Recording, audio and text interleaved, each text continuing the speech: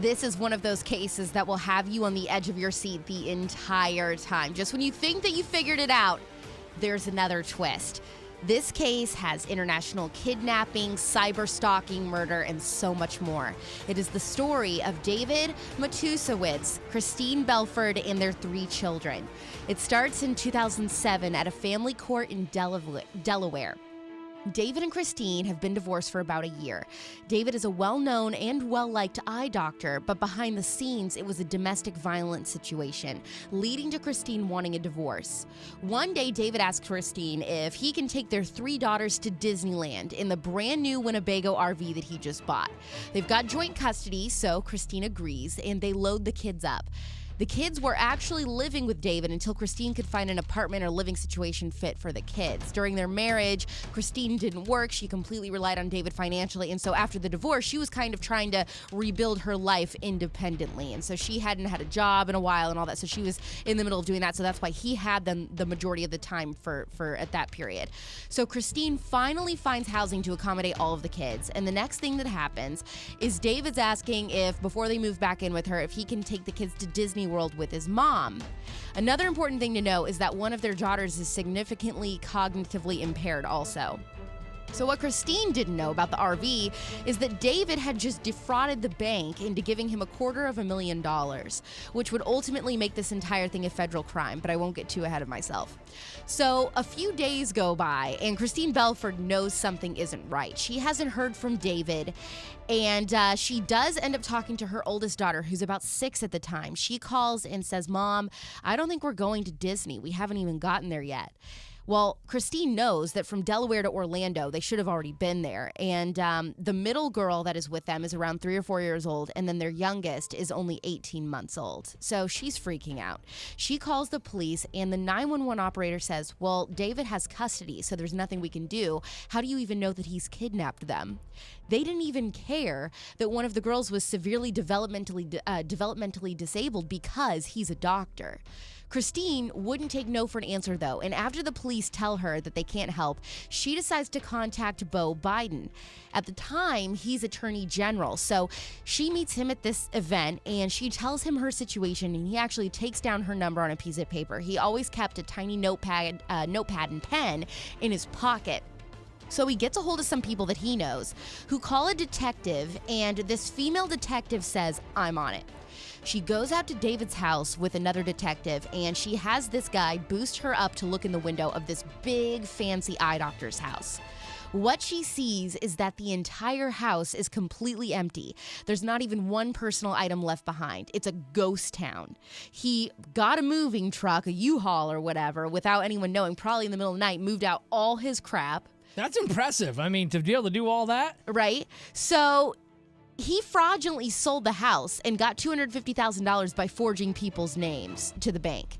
And he buys this Winnebago and planned this abduction of his own kids as soon as he knew that his wife was ready to start keeping her kids again. Detectives finally traced David, his mom, and the girls to South America. Detectives would get leads, and they know that they're in South America, but nothing would pan out. They just could not find them. They know that David's doing all of this to punish his ex-wife, because remember I told you that it was a domestic violence situation, so he would do this stuff to hurt her on purpose. Eventually, John Walsh from America's Most Wanted does an episode on David and the kids, and calls just start pouring in. They end up finding them in Nicaragua. David even tells the girls, or had told the girls, that their mom had killed herself while they were on the run. So How messed up is that? Yeah, so he deliberately tortures Christine by taking her girls away, and then he mentally tortures the 3 girls by telling them that their mother isn't alive anymore. And they wouldn't think anything about it, because if mom's gone, well, we're just with dad. Yeah.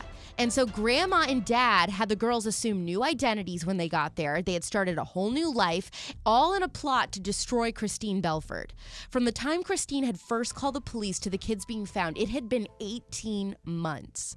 Police swoop in, take the kids, and Dad and Grandma are placed under arrest. The 6-year-old girl had suffered the most through all of the emotional abuse because she was really the only one who understood that Mom was supposedly dead, and that now she's moving away, and now her dad and grandma are going to prison, and now she finds out that her mom is still alive.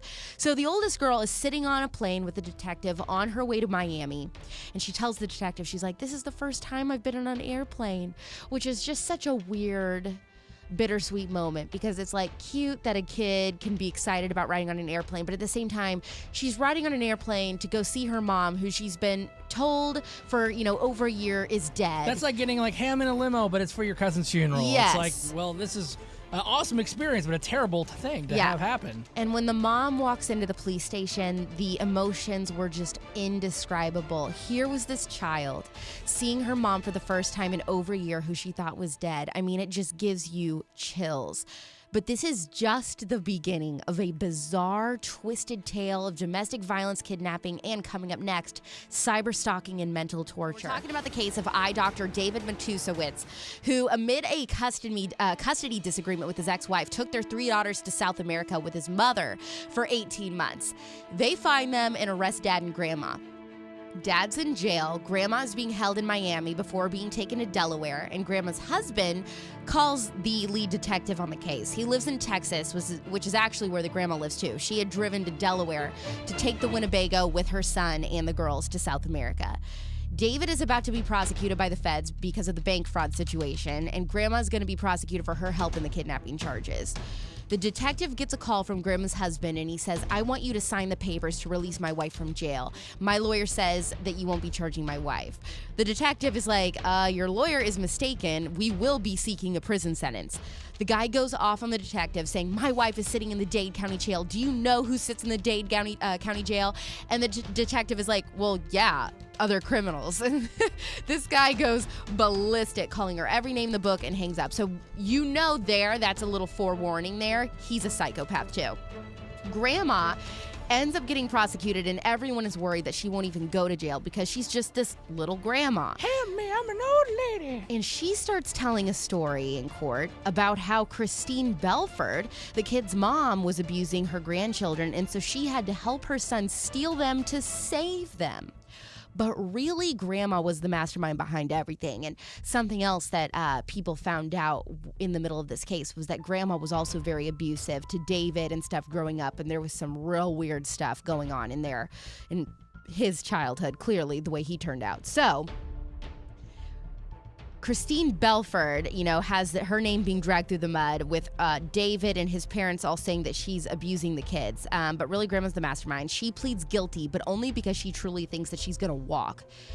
She ends up getting 18 months, the exact same amount of time those girls were kept from their mother, which is truly poetic justice, at least in the moment.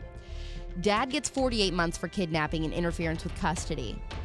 Christine Belford gets a no-contact order for David while he's in jail, but starts getting harassed so much by his parents, the grandma and grandpa that we've been talking about, that she ends up seeking a complete termination of parental rights for him, which is done very, very rarely, even when a parent is in jail. The judge ends up writing a 40-page report on why Dad and his parents were so dangerous to Christine and her kids, and how a no-contact order just was not going to be enough to contain them, and that Dad's parental rights had to be terminated. And in order for parental rights to be terminated, you have to prove that a felony has been committed and that it's in the best interest of the child. So Mom wins that case. Obviously, Dad had already been charged with the felony, and that, it would be in the best interest of the child. So the minute Dad walks into jail, though, a campaign of hate and terror starts towards Christine. A crazy cyber stalking situation from David's family and their family friends starts because David's family is just perpetuating this rumor that Christine was really abusing her kids the entire time, and that Dad and Grandma were just trying to save them or whatever. So Dad finally gets out of jail, and Dad gives a petition, wants to file a petition to lower his child support. So once your parental rights are terminated, you don't have to keep paying child support. But before that, he had already owed Christine about $60,000. So he did have to pay that, and he didn't want to pay it. So he's on federal probation, and he goes to Delaware from Texas for this hearing. Dad is upstairs, and the grandma and grandpa enter the courthouse downstairs in the lobby. Christine enters the courthouse, and Grandpa steps up behind her and shoots her to death. What? Oh, my God. 3 bullets to the heart. The last bullet went through her hand to her heart because she had lifted her hand up to guard her heart. Christine's friend, who had come with her to support her, is also shot to death. She starts running, and Grandpa shoots her as she's trying to run from him. He shoots at police officers, and it's 8:20 a.m., and court is full of people. Families, civilians, people are going to family court. It's a packed courthouse. Grandpa runs through the door trying to get out. It's a revolving door. He shoots another woman on the way out. The courthouse is riddled with bullets, and he gets stuck in that revolving door, can't get out, ends up killing himself in the revolving door. Grandpa's name is Tom Matusewicz, and David Matusewicz is upstairs trying to take a back stairwell to escape while all this is going on. No doubt he knew what the plans were for this entire day. Beau Biden, the Attorney General at the time, he's passed away now, but he wrote the Violence Against Women's Act, and there was a provision that he had written in the act that said if cyber stalking results in someone's death, you will sit the rest of your life in prison.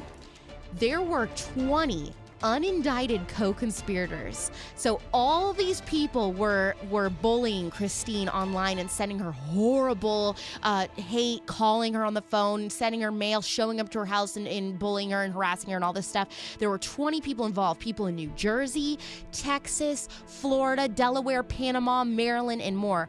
They left no stone unturned, and they built an amazing cyber stalking case. This case is really, it just set a precedent for tons of laws to come when it comes to cyber stalking if you want to look more into this. But they end up revealing that, even though the shooter was dead, which was the grandpa, David had, when he was in prison, started the whole thing. He said, we need to take care of this bitch. I should have taken care of it the first time, which kind of got the ball rolling in this entire cyber stalking case. How insane. I was paying attention to Murder Monday, and I'm like, what? Yeah. Oh my gosh. So then he gets prosecuted again, this time as a result of this Violence Against Women Act. David, his mom, and his sister all get life in prison. The grandma passes away about 6 months later in prison, so she only had to serve 6 months, then she died. But then, you have 3 little girls with no mom, no dad, no family. But here's kind of the happy ending. The girls were adopted by an amazing mom and dad, and the mom says all the time, I know someone died so that I could be a mother. They cherish these little girls, and they went through such a hard time with them because these girls were already told once that their mom was dead when she wasn't.